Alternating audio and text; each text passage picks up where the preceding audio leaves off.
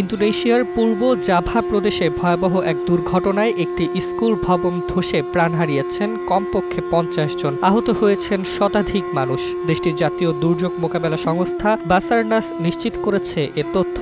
আপনার প্রিয় কাপড়ের যত্নে এলো এনজাইম সমৃদ্ধ Arik silver wash detergent powder ৫০০ গ্রাম মাত্র ৭০ টাকা। প্রিমার্ক।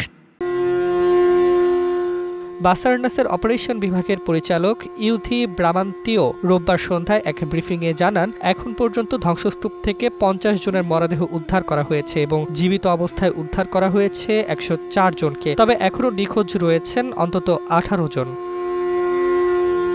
তিনি বলেন, ধসে পড়া ভবনের প্রায় ৬০% ধ্বংসাবশেষ সরানো হয়েছে, কিন্তু স্কুল ভবনের সঙ্গে থাকা আরেকটি ভবনও একসঙ্গে ভেঙে পড়েছে। ফলে ধ্বংসস্তূপে স্কুল চত্বর একাকার হয়ে গেছে। নিখোঁজদের বেশিরভাগই ওই সংলগ্ন ভবনে আটকা পড়েছিলেন।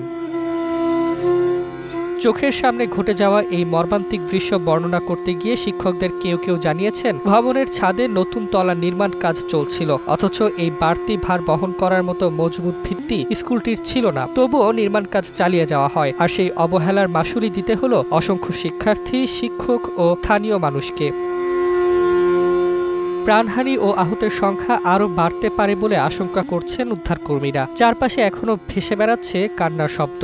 আতঙ্কিত অভিভাবকরা নিখোঁজ সন্তানদের খোঁজে ছুটছেন ধ্বংসস্তূপের চারপাশে। এই দুর্ঘটনা গোটা ইন্দোনেশিয়াকে শোক ও বেদনায় স্তব্ধ করে দিয়েছে।